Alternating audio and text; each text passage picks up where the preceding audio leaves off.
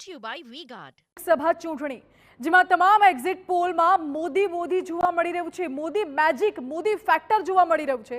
પરંતુ જ્યારે બીજેપીની અને કોંગ્રેસની વોટ બેંકની વાત કરવામાં આવે તો છેલ્લા 10 ટર્મના આંકડા આપને દેખાડી દઈએ। છેલ્લી 10 ચૂંટણીના આંકડાઓ સ્ક્રીન ઉપર 1984માં જ્યારે રાજીવ ગાંધીની સરકાર હતી ત્યારે ભાજપ પાસે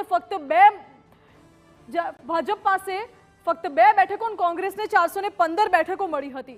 આ તરફ 1989ની વાત કરવામાં આવે 1989માં વીપી સિંહની સરકાર હતી, ભાજપ પાસે 85 બેઠકો અને કોંગ્રેસને 197 બેઠકો મળી હતી। કોંગ્રેસમાં સીધો 100 પોઈન્ટનો ઘટાડો પર્સન્ટેજનો આપણે જોવા જઈએ તો જોવા મળ્યો હતો એ સમયગાળા દરમિયાન। હવે 1991ની વાત કરવામાં આવે નરસિંહ રાવની સરકાર હતી એ સમયે જ્યાં ભાજપને નરસિંહ રાવની સરકાર ભલે હતી પરંતુ ભાજપને 120 બેઠકો મળી હતી અને કોંગ્રેસને 244 બેઠકો। જેમ જેમ સમય આગળ જતો ગયો તેમ તેમ ભાજપ અને કોંગ્રેસનો જે રેશિયો છે તે ઇક્વલ થતો ગયો। પહેલા કોંગ્રેસ આગળ હતી, ભાજપ પાછળ અને ત્યારબાદ હવે ઇક્વલ થતો ગયો।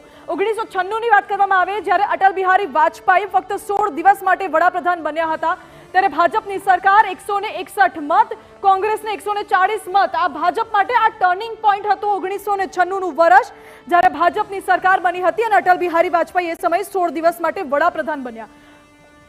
અને 1998ની વાત કરવામાં આવે 1998માં પણ ભાજપને 85 બેઠકો મળી હતી, અટલ બિહારી વાજપેયી ત્યારે વડાપ્રધાન ફરીવાર બન્યા અને કોંગ્રેસને 141 બેઠકો મળી હતી।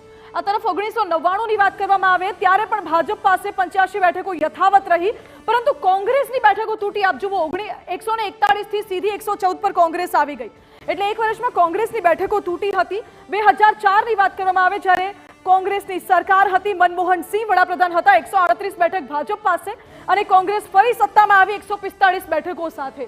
અને 2009ની વાત જ્યારે મનમોહન સિંહની છેલ્લી ટર્મ હતી ત્યારે ભાજપ પાસે 116 બેઠકો હતી અને કોંગ્રેસ પાસે 206 બેઠકો હતી। ત્યારબાદ પછી આખા સમીકરણો બદલાઈ ગયા 2014ના વર્ષમાં, કારણ કે 2014માં ભાજપને 282 બેઠકો મળી અને ઐતિહાસિક લીડથી વડાપ્રધાન નરેન્દ્ર મોદી વડાપ્રધાન બન્યા હતા। કોંગ્રેસને ફક્ત એ વખતે 44 બેઠકો મળી હતી। આપણે જોયું 1984 થી લઈને 2014 સુધી કોંગ્રેસનો બેઠકોનો આંકડો કેવી રીતે સતત ઘટી રહ્યો છે।